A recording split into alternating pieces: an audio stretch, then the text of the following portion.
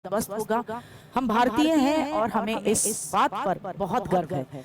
इस गर्व के बहुत सारे कारण हैं, लेकिन एक कारण है आज का दिन यानी 14 अप्रैल, क्योंकि आज ही के दिन 14 अप्रैल 1891 में भारत का एक ऐसा लाल पैदा हुआ जिसने भारत को एक ऐसी पहचान दिलाई कि पूरा विश्व उस बात को, उस व्यक्ति की शख्सियत को देखने के लिए नमन हो गया।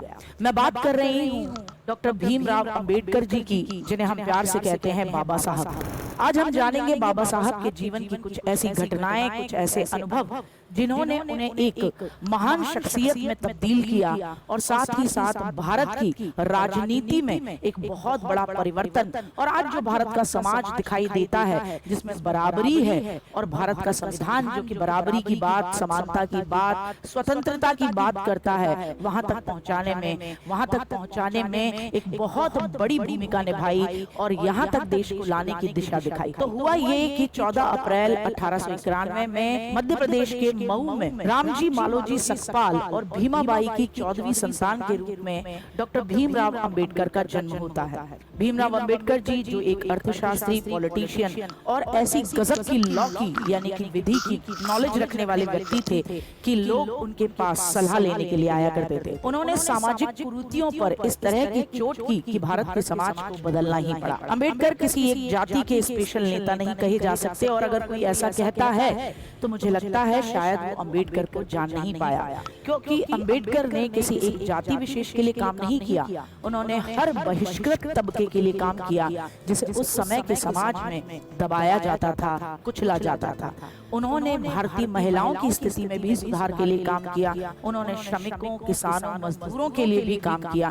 तो अंबेडकर किसी एक वर्ग के नेता नहीं हो सकते। अगर ऐसा हम मानते हैं तो इसका मतलब हम अंबेडकर को बहुत कम जानते हैं या बहुत कम आंकते हैं। सामाजिक भेदभाव को दूर करने के लिए अंबेडकर ने बहुत सारे आंदोलन चलाए। मैं अंबेडकर जी को प्यार से बाबा साहब बुलाना पसंद करूंगी, जैसा कि उन्हें लोग कहते थे। आजाद भारत के पहले कानून मंत्री बने। संविधान के निर्माण में उन्होंने एक अतुलनीय योगदान दिया। कभी किसी ने सोचा नहीं होगा कि हिंदू धर्म में तब अछूत कही जाने वाली महार जाति में जन्मे बाबा साहब समाज की व्यवस्था पर एक ऐसी चोट करेंगे कि समाज को बदलना होगा, अपनी कुरीतियों को और सभी लोगों को बराबरी का अधिकार देना होगा।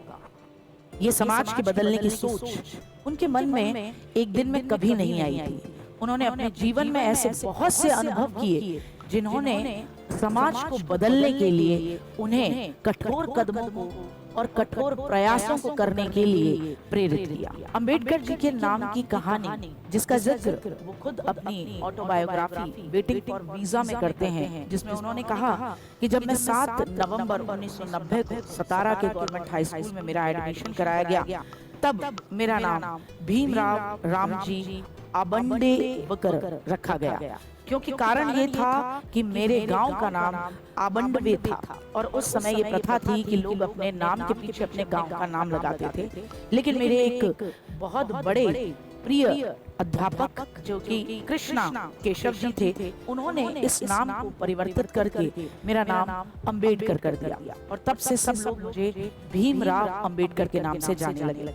कि अंबेडकर जी जो कि महिलाओं की स्वतंत्रता की बात, महिलाओं के अधिकारों की बात करते हैं, वो खुद एक सामाजिक कुरीति यानी बाल विवाह का शिकार रहे। जब अंबेडकर जी 15 साल के थे तब उनकी शादी 9 साल की रमाबाई से 1906 में करा दी गई। 7 नवंबर 1900 को जब पहली क्लास में उनका एडमिशन होता है तो उनकी एजुकेशनल लाइफ यानी शैक्षिक जीवन की शुरुआत होती है। जैसे महाराष्ट्र के अंदर 7 नवंबर को विद्यार्थी दिवस मनाया जाता है। 1907 में वो एल्फिंस्टन कॉलेज में एडमिशन लेते हैं। 1912 में बॉम्बे यूनिवर्सिटी में पॉलिटिकल साइंस और इकोनॉमिक्स में बीए करते हैं। अंबेडकर जी एक बहुत साउंड या एक कह सकते हैं बहुत ही गजब की शैक्षिक पृष्ठभूमि बनाते हैं। बड़ौदा राज्य सरकार के साथ काम करने लगे लगते हैं और वहीं सयाजी राव गायकवाड़ थर्ड उनसे बहुत ज्यादा प्रभावित होते हैं और कहते हैं कि आप आगे पढ़िए, आप बहुत प्रतिभा है, मैं आपको स्कॉलरशिप यानी छात्रवृत्ति दूंगा। उस स्कॉलरशिप के दम पर 1913 में अंबेडकर जी कोलंबिया यूनिवर्सिटी में मास्टर्स करने के लिए अप्लाई करते हैं। उसके बाद 1916 का वक्त आता है तो तब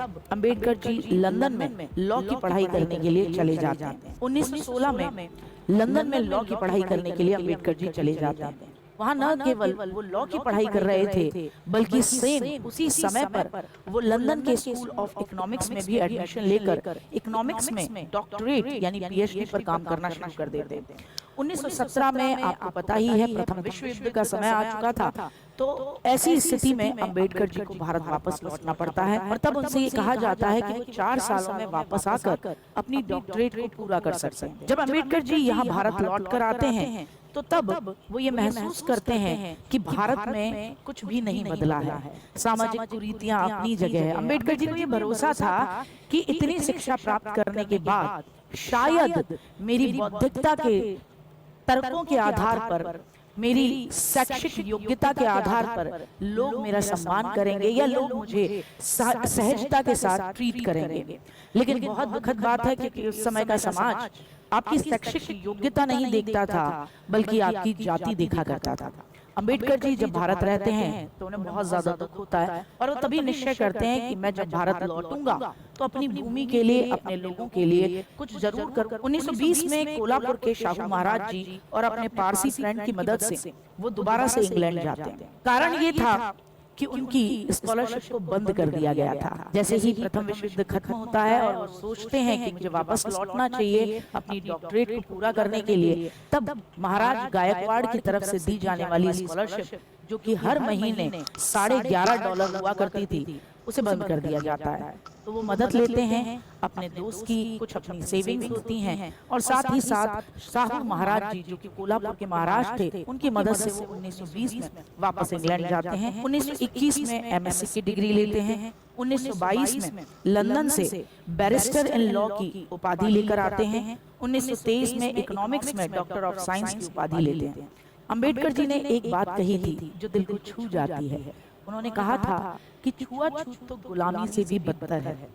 जब वो महाराज गायकवाड़ जी के यहाँ नौकरी कर रहे थे और एक सैन्य सचिव के पद पर उन्हें जॉब दी गई थी, तब उन्होंने महसूस किया कि चपरासी तक यानी पियोन तक, क्योंकि वो अछूत थे तो उन्हें फाइलें मेज पर फेंक के देके जाता था। उन्हें ये चीज बहुत ज्यादा कचोटने लगी। उन्होंने कहा कि अब यहाँ नौकरी करना संभव नहीं होगा। उन्होंने नौकरी छोड़ी। यहाँ उनके पास लॉ की डिग्री भी थी। उन्होंने प्रयास किया कि एज अ काउंसलर काम करना शुरू करें, लेकिन लोग उनके पास परामर्श लेने तो आते थे। जैसे ही उन्हें पता लगता था कि अंबेडकर जी अछूत हैं तो वो तुरंत वापस उन्हीं पैरों से लौट जाते थे। बाबा साहब को ये सारी बातें बहुत ज्यादा चुभने लगी थी। उन्होंने फिर एक प्रोफेसर के तौर पर सिडेनहम कॉलेज में, जो कि बॉम्बे का एक प्रतिष्ठित कॉलेज है, वहां पर इकोनॉमिक्स के प्रोफेसर के तौर पर पढ़ाना शुरू किया। उन्हें उम्मीद थी कि शिक्षित वर्ग जो होगा शायद वो इस भाव से छुआछूत की कुरीतियों से काफी ऊपर उठा हुआ होगा। लेकिन भाग्य और भारत का उस समय का समाज, वहां पर भी जो कि शिक्षित वर्ग के टीचर थे, अध्यापक थे, प्रोफेसर थे, वो उनके साथ सेम बर्तन से पानी पीना तक पसंद नहीं करते थे। उस बर्तन से जिसमें से अंबेडकर जी यानी बाबा साहब पानी लिया करते थे, वो उसे भी त्यागने को तैयार थे। जब अंबेडकर जी ने ये देखा तो उन्हें बहुत बुरा महसूस हुआ। अगर आप और हम भी ये देखें तो मुझे लगता है आपको और मुझे भी सेम सिचुएशन फील होगी, बहुत ही बुरा लगेगा। तो कोई नई बात नहीं थी। एक योग्यता का धनी व्यक्ति जो कि समाज से सिर्फ इतना चाह रहा था कि उसे उसकी योग्यता के वजूद पर तोला जाए, योग्यता के आधार पर उसके साथ व्यवहार किया जाए, लेकिन वो क्या रहा था, उन्हें क्योंकि वो महार जाति से संबंध रखते थे तो अछूतों की तरह उन्हें बर्ताव झेलना पड़ रहा था। यहाँ पहली बार बाबा साहब को महसूस होता है कि बहिष्कृत समाज के लिए कुछ करना चाहिए और वो बहिष्कृत हितकारिणी सभा बनाते हैं।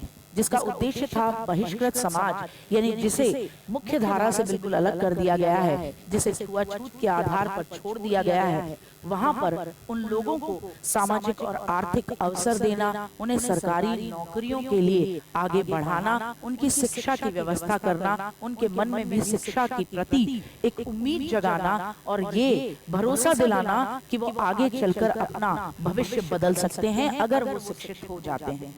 उन्होंने 5 पत्रिकाएं निकाली, 5 मैगजीन निकाली, मूक नायक, बहिष्कृत भारत, समता, प्रभुत्व भारत और जनता। अंबेडकर जी ने बहिष्कृत समाज के लिए मंदिर प्रवेश से लेकर सार्वजनिक तालाबों तक में बहिष्कृतों की पहुंच को सुनिश्चित करने के लिए कई आंदोलन चलाए, जिनसे हिंदू समाज उनका विरोधी हो गया, कट्टर हो गया।